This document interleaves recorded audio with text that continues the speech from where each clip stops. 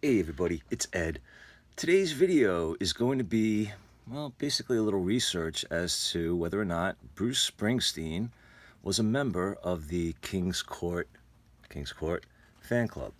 Now, why would I be asking a question like that? Well, the reason is, actually let me backtrack a little bit for those of you who may not be familiar with the King's Court.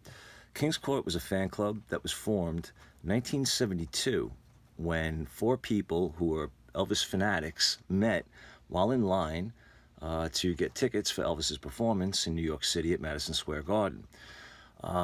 So basically, fan club was formed. There were other people there as well, and they got together and made this fan club, and it became pretty successful. Another person I want to mention, his name is Al Hansen. He was also one of the founding members, and basically was largely responsible for having this button made. All right.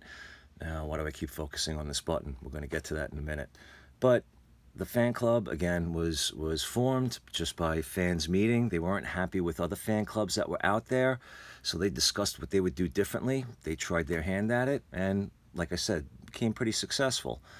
So let's fast forward now, and 1975. Now, again, they formed in 1972. 1973, I think, is when they started getting their materials out, and one of the first things that they had done, probably I think within 6 months of the club being formed, was have these buttons produced, and these were given out to fan club members, pretty much, fan club members only. So now we fast forward to 1975, and Bruce Springsteen releases this album called Born to Run.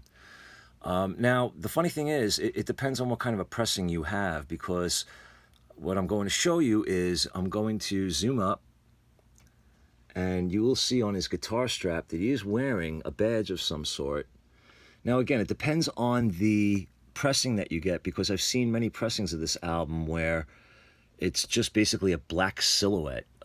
You can't even make out what's on here. And you know what? I'm sorry. I don't know if you can even make it out, because I'm trying to see it, and all I see is glare and reflection. But he is wearing the same exact button that I am wearing now, which is this King's Court badge. So then the question, again, needs to be asked, well, how did he get this button?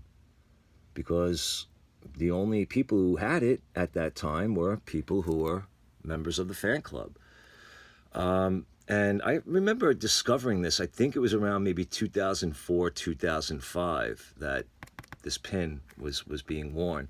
And there was a photo book that came out of pictures from that I guess photo shoot when they were doing the promotion for Born to Run. Well, not the promotion, but I don't know, whatever. But all right, so here's a picture from 1973. On this side, this is my mom and dad, and that's Pat and Jim. These were the forming members of the King's Club, along with Al Hansen, like I mentioned, but he's not pictured in here. But you'll notice, if you can really see it, that they're each wearing this button. So actually, this button is either on my mother or father right now. All right, because we only had two that we've had over the years, and basically that's them. So I have one in my shadow box, and I have one, just for safekeeping. Okay, so we have that. Now, there's a website some of you may be familiar with. It's called Elvis Australia. I think it's elvis.com.au. But they have this article on here where they talk about this very thing about the button and how it's on the album cover, and pretty much tell the story about the King's Club fan club. I just gave a brief summation at the beginning of this video. And actually, there's another picture, and there's my mom and dad again on the opposite side this time, with the Colonel and Pat and Jim. And here's another picture where you can see the button full on that he's proudly displaying. So actually, in this article, they go into Al Hansen actually was the one who noticed this, noticed the button, and he called up Pat, who was the president of the fan club, to see if she still had records, and to see if they could find, Bruce Springsteen, if he was indeed a member.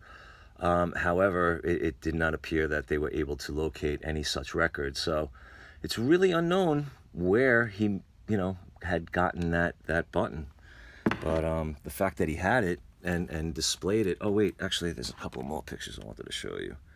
Give me a second. I try to be a little bit more prepared. I'm sorry, I'm not. But that's what happens when you don't edit your videos. So I think I just showed this one. Let's do this one. Yeah, it's going to be difficult to see, but hopefully it shows up. So there, you can see it.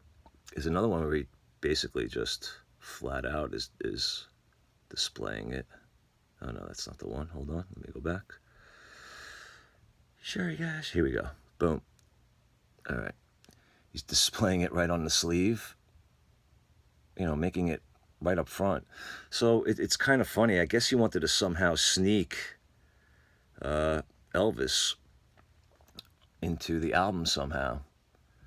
And I guess this was his way of doing it. So good for him. That's great. And again, the fact that it was my parents' fan club that he happened to promote also is pretty cool.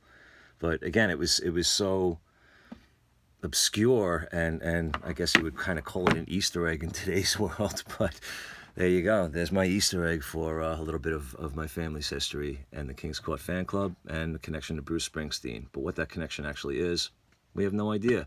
So I'll tell you what, Bruce, if you ever see this video, if you remember, let me know. Where did you get that button? I'm really curious. That would be awesome. And if any of you watching my videos know Bruce Springsteen and can forward this to him, that would be cool too. So let's see if we can get that going. All right, everybody. Thank you for watching. Leave a comment if you want. And as always, be good to yourselves, be good to each other. Take care.